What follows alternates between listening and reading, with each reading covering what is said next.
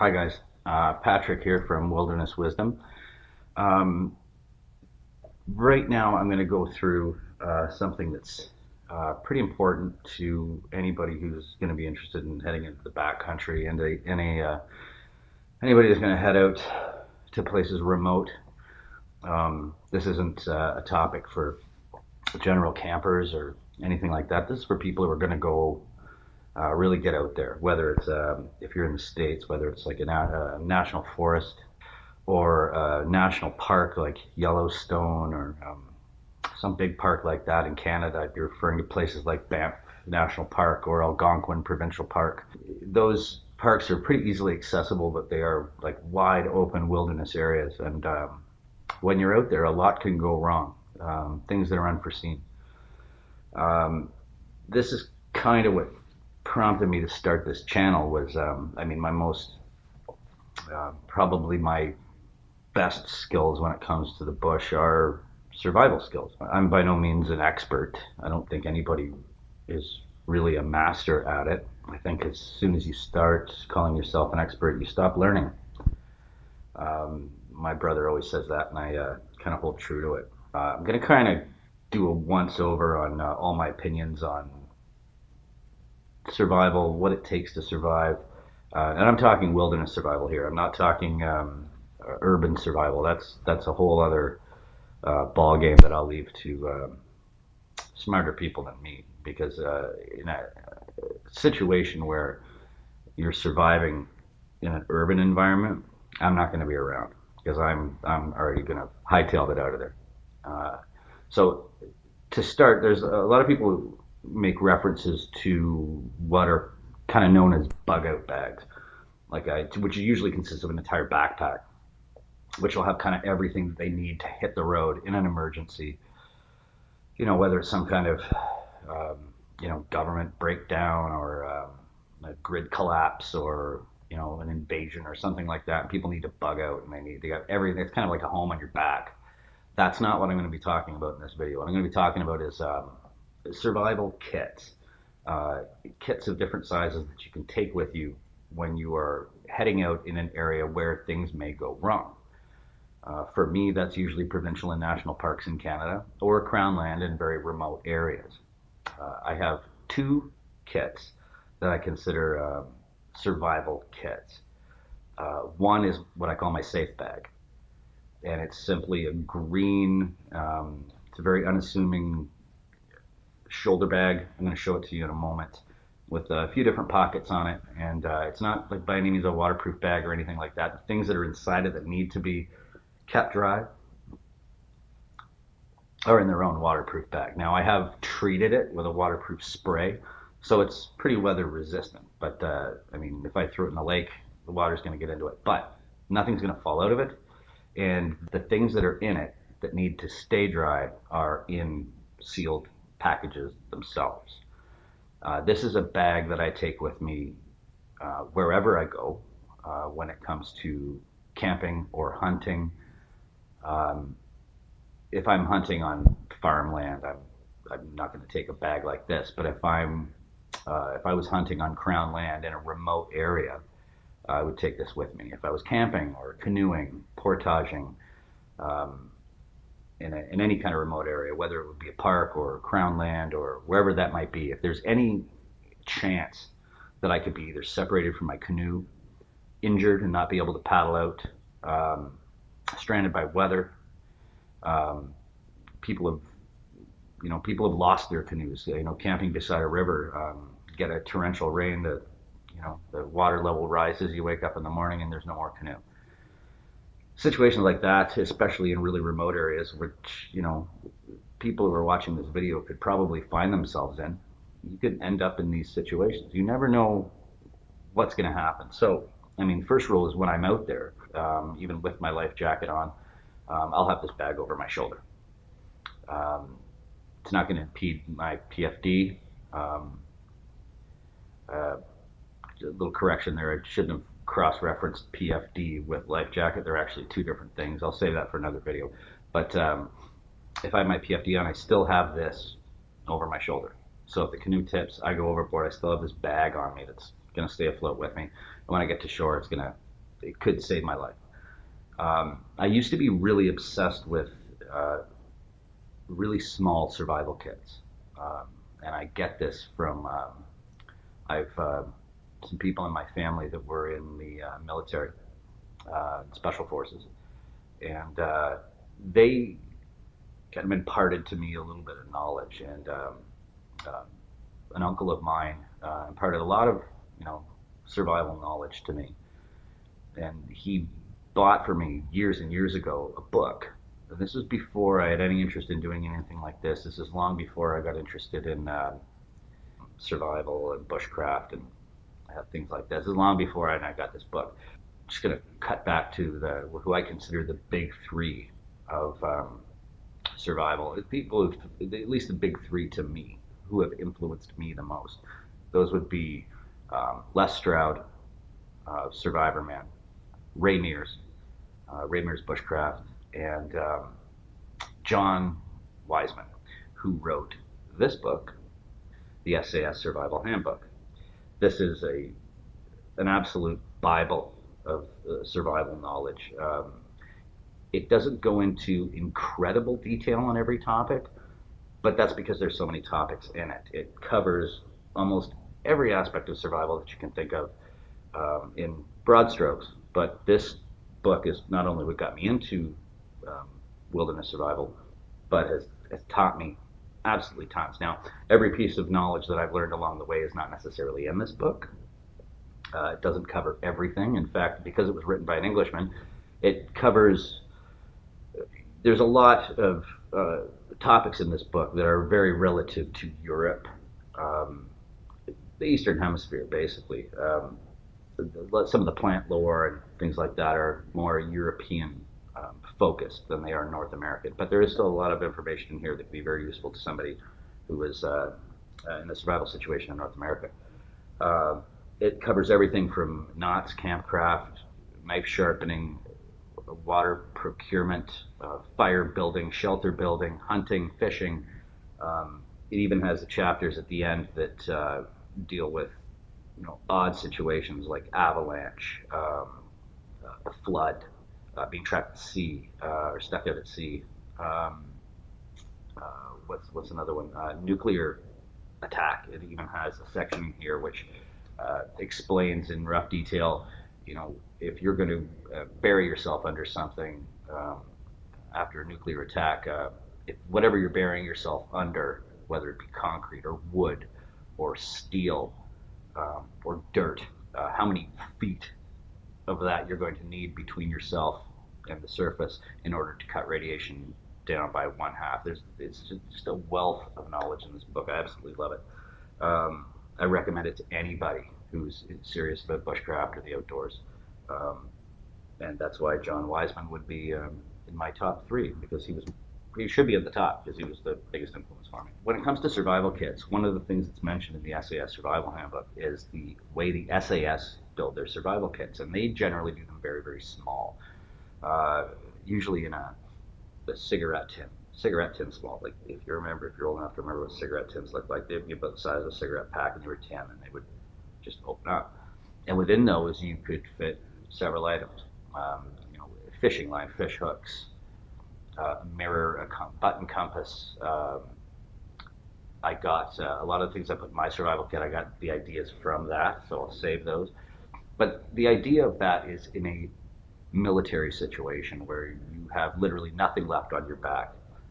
Say you've had to ditch all your gear, and you're simply stuck with this. It'll always be on your belt, on your person. You can, eke out your survival with this little tin. Having said that, because of this book, I became obsessed with these tiny little survival kits, and I made hundreds of them.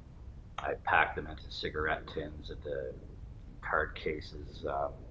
I tried to get them as small as possible. Now, while those are really handy, and I have one that I wear in a tiny little Pelican case, and I always have it on my belt at the back of my pants.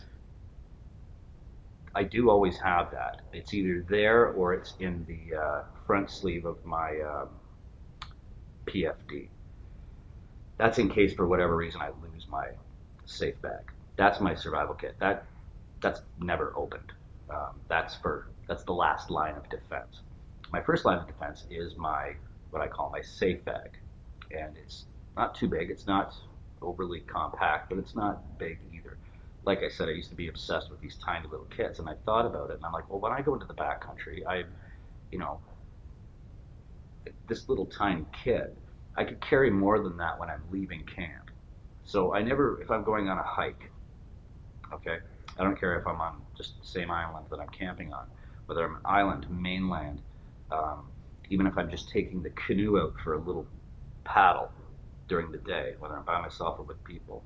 Um, Once I get to camp, I'll hang it on a tree. I'll make it accessible. It doesn't have to be on my person while I'm in camp and I'm safe. But anytime I leave camp, whether it's, unless I'm just going to the very outskirts of my camp to gather firewood, if I'm going on any kind of a hike, a paddle, if I'm going to walk a portage to another lake, basically anytime I'm on the move away from the rest of my gear, this bag is with me. It's always with me. But as far as the contents of the pack goes, I'm going to show them to you right now. And I'm going to take it out. I'll put them all on the table, and I'll show you exactly what's in my pack and why it's there.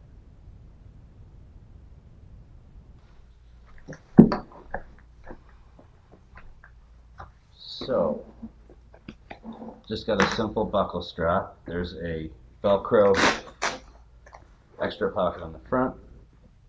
There's a little loop here for anything that needs to be tethered. Right now I don't really have anything in there that needs to be, but I'm just going to show you the contents of the kit. There's a bit more in here than you'd think or expect. Right on the top, go to tarp.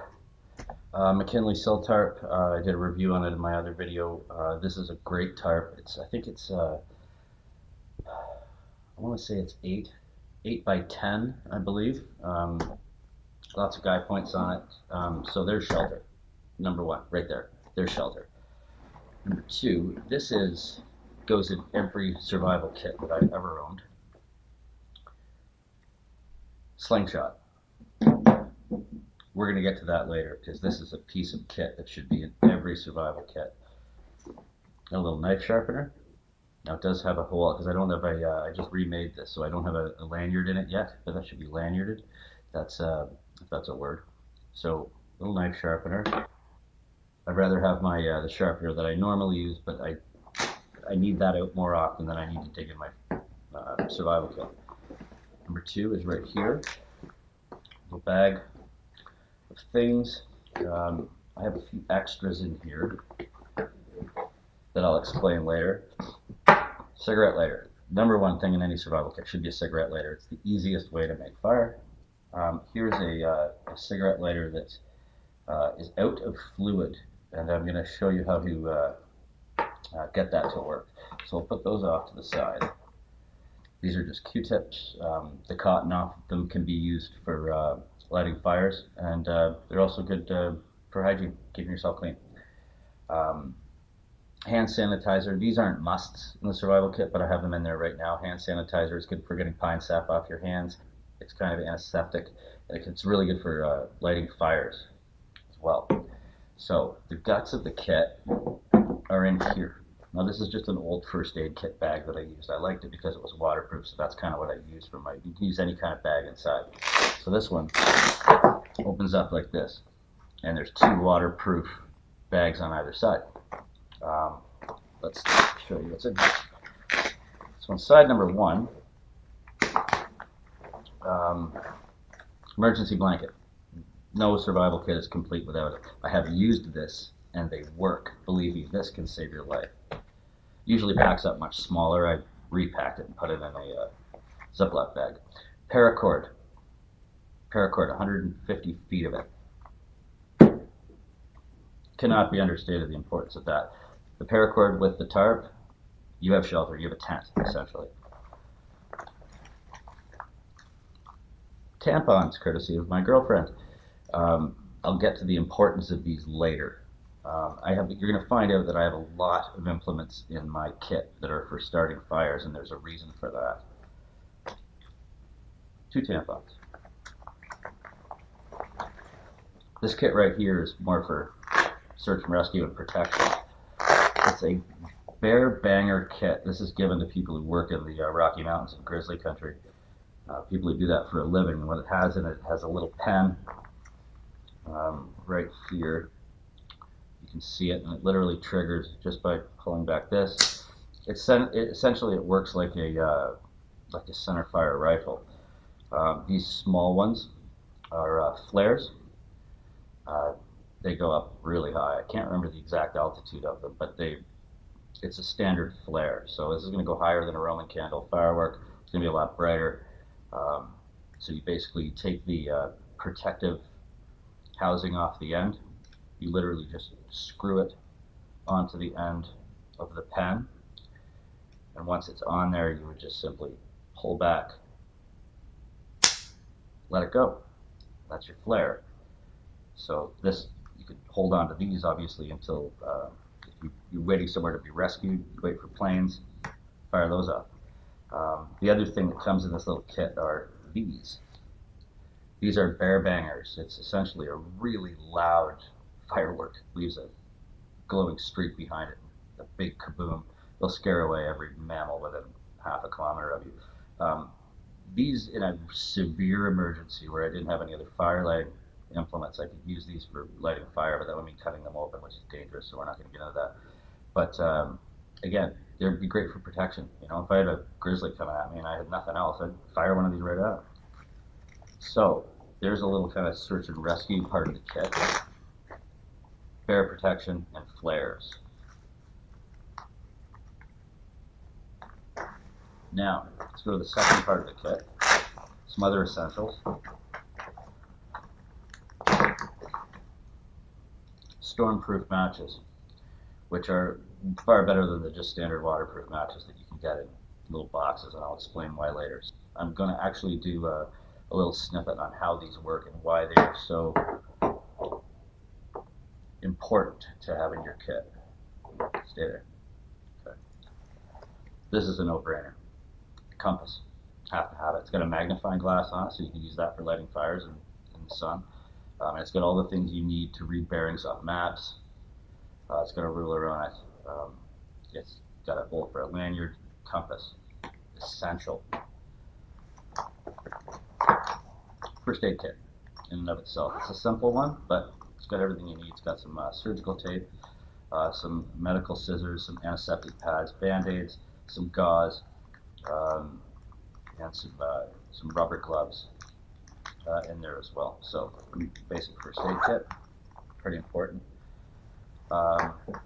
Normally these would be lanyarded together. They would all be tied together. Some of the things in this kit, they're not right now because I just put it back together. Just a simple little knife, lock blade. It's a good one because I can open it with one hand. It's got a bit of a serration, which I usually don't like for a camp knife, but for survival, you can do a lot of things with it. And it has front blade area, which I've sharpened to literally a razor's edge. And all knives are, I don't like using knives that don't have holes for lanyards, and this one does. So, little knife. Fishing kit. There's just some sinkers, probably 75 feet of fishing line, some lures, and specifically I'm going to show you the type of line that I put in here is not, as you can see, it's not normal clear filament fishing line. This is spider wire.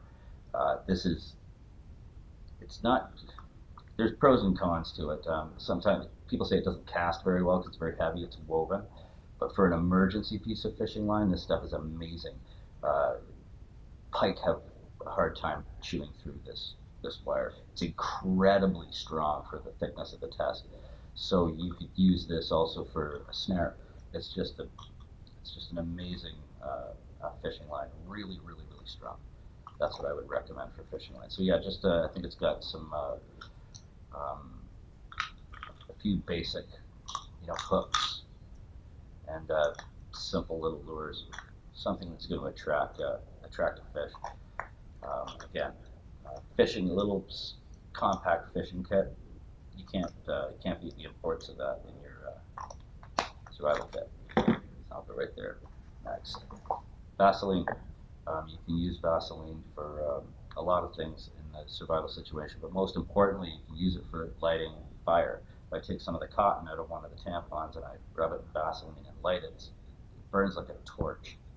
So that's in there too.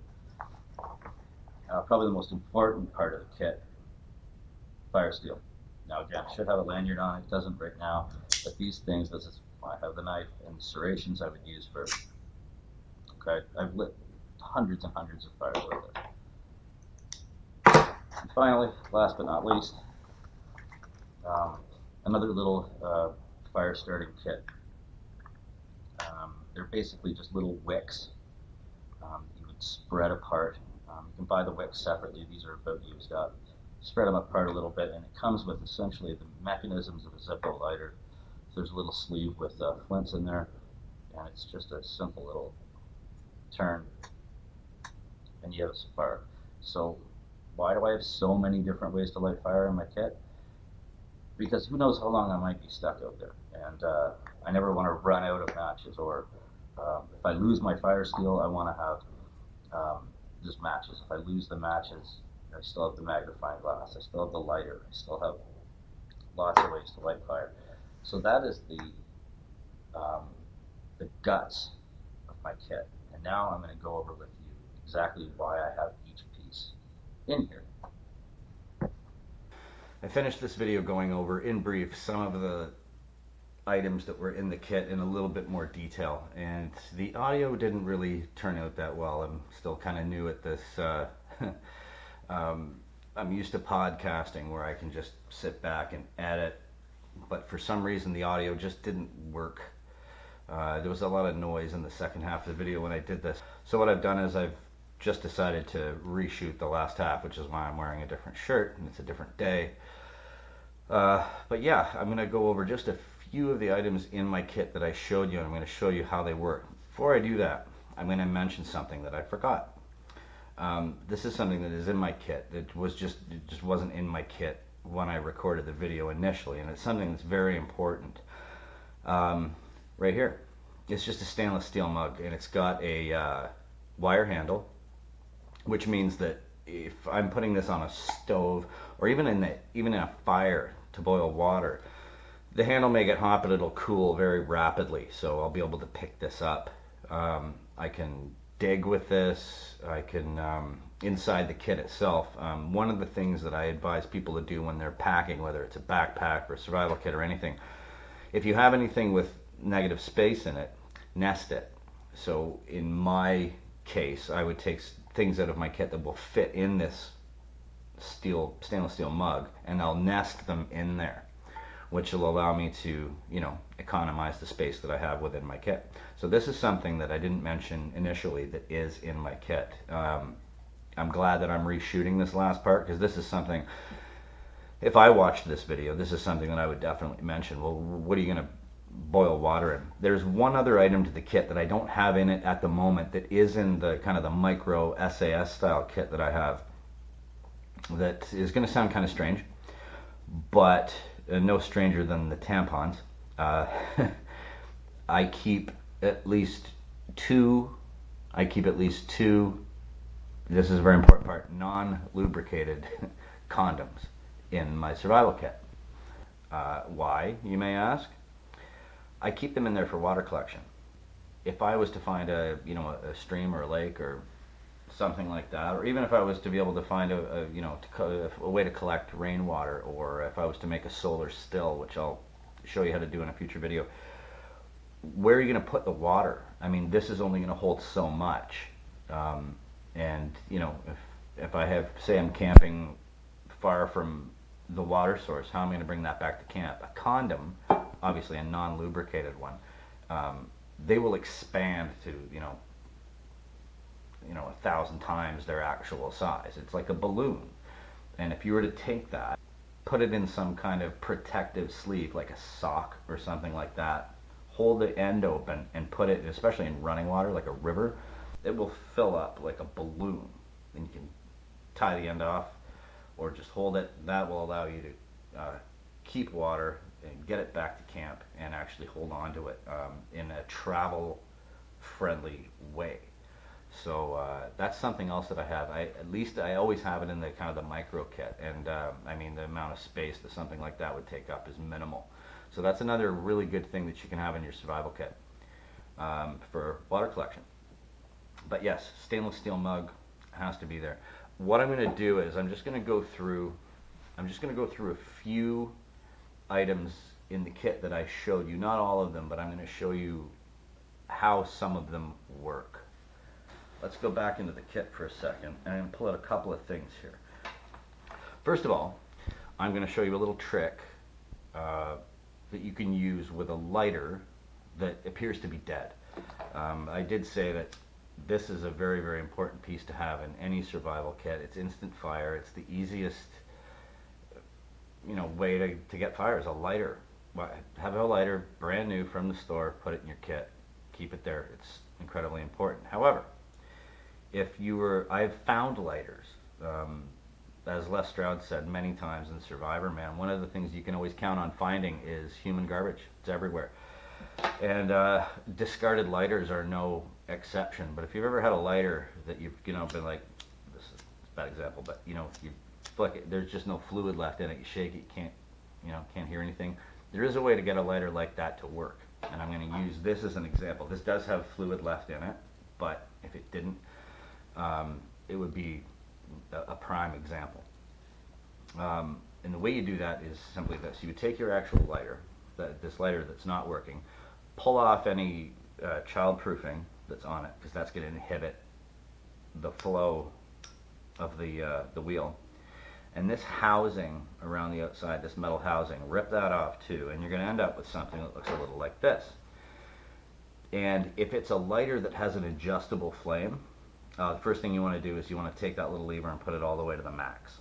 Okay, because even if a lighter appears empty, there's no liquid fuel left in it, there's still going to be vapor in there. There's still going to be gas in there that you can use to light a flame. The problem is, when a lighter is that empty and it's literally just running on fumes, what happens is the amount of gas that's being put out of the valve is very, very minimal. And simply the action of spinning and then pushing down is going to push too much air through to allow that very small bit of vapor to ignite. What you need to do is depress this first, depress the gas button first, and create a spark with as little motion as possible, so you're not creating a big, kind of a little wind tunnel under there. If you do this, they tend not to work, like if you're as you would normally light a lighter. But if you can find a way, I'll try and do this so you can actually see it, to hold down the button. I'll try and do it like this. Let's see. You can find a way to hold down the button, and then with the other hand, just give a very light spark. With a dead lighter, the flame isn't obviously going to be this high. It may only be at, a quarter centimeter high. But even just a tiny little flame like that, as long as you can find yourself away from the wind, remove the housing, remove the childproofing, hold down the button, and then give a little like that, you'll end up with a very, very small little flame. And that's good enough if you can get it underneath some tinder to get yourself a fire. So there's a little trick with a lighter that might be dead. What's next?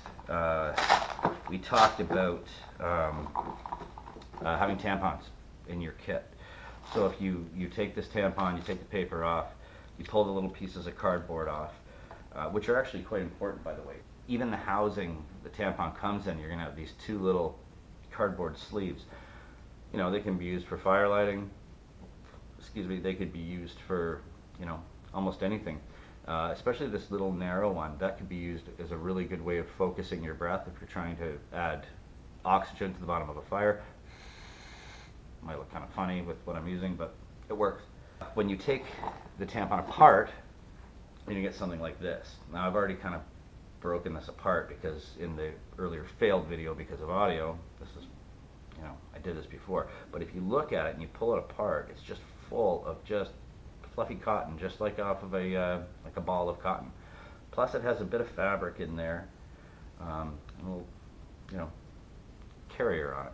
But if you take this, like this is just, you can do this with cotton batting, but I like the tampon thing because it's nice and contained, and you could dip this in, like if you had fluid, like if you had some type of combustible fluid, you could dip it in there. You could make a little torch out of it. It just makes a great fire lighter, and it takes very, very little spark to throw on this to ignite it.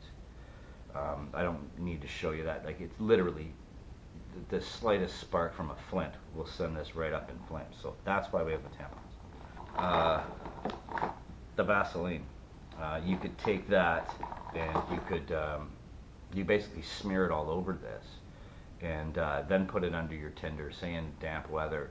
Light this, and because of the Vaseline, the petroleum, it's going to turn this basically into a candle, and it's going to burn very slowly, and it'll give you a good fire lighting tool. One thing that I did in the previous video that obviously failed, that I'm going to kind of rehash right now, is I wanted to do a comparison on two different pieces of kit that I have in here. So this is going to be, you know, this is partially a gear review. These matches that I had, Yuko Stormproof matches. These are fantastic. I showed them to you in the previous video. It's a waterproof case, strikers on the side, but if the striker gets wet, it doesn't matter. So inside, there's cotton, just like in the tampon, like we talked about before. So you have tinder in there, and you have multiple spare strikers, which is very, very important. They even come in their own little bag.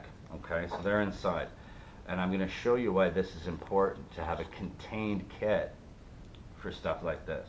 Because unlike some products, which seem to be great survival tools like these are Coughlin's waterproof matches. These are, I mean, they're matches. They're wooden matchbox matches. These are highly overrated as a survival tool, and I'm going to show you why.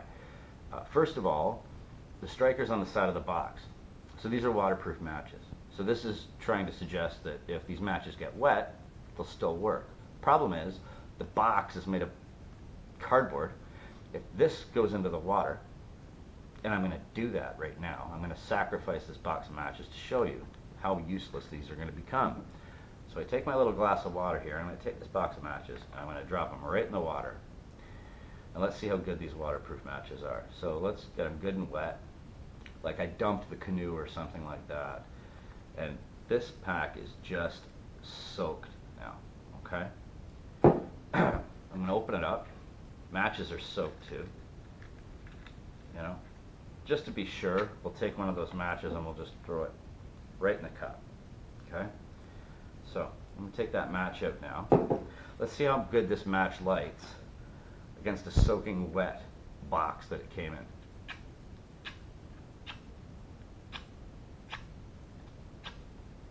Nothing. If this box of matches gets wet, this is useless, okay? The waterproofing on the match itself works, but without a striker, I may as well have a box of toothpicks. And what I'm going to show you now is what a real box of survival matches looks like. So, go back to the Yuko matches. Now, even if this got wet and I dump this in the water, it doesn't matter, because inside the waterproof case, there are spare strikers. And I'm going to show you why these matches are so important. Here's the match. And take a look at this compared to the other match. Okay? Pretty different. The main difference is not that the match head is longer, which is what I used to think that was the primary difference. The difference is this match contains magnesium. So it operates in a similar fashion to a road flare. And I'm going to show you what I mean by that. Let's take this match and do a little demonstration here. I'm going to show you how good these things are.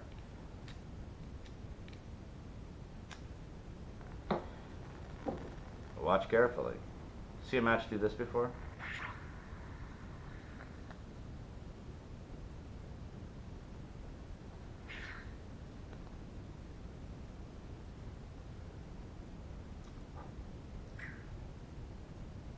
Exactly. That's why these are in my kit.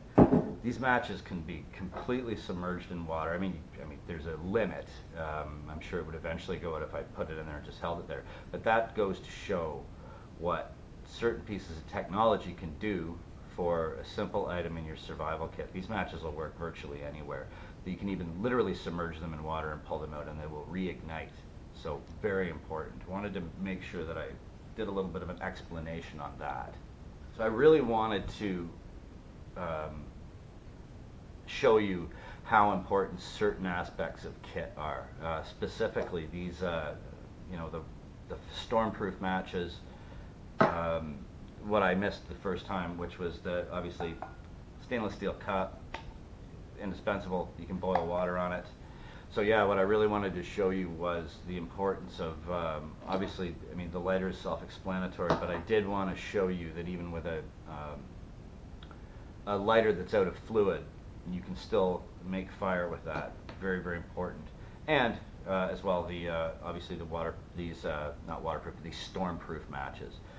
These things right here, they're just wooden matches. The tips are waterproofed. That's it.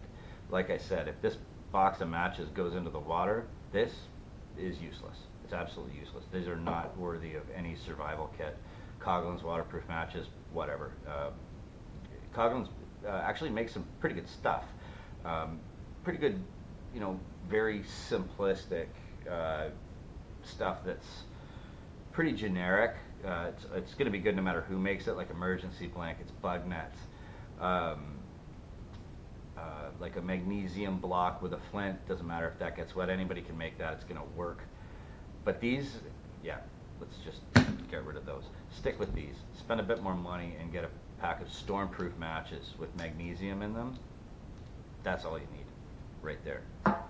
So I hope you enjoyed the video that I put together on my survival kit.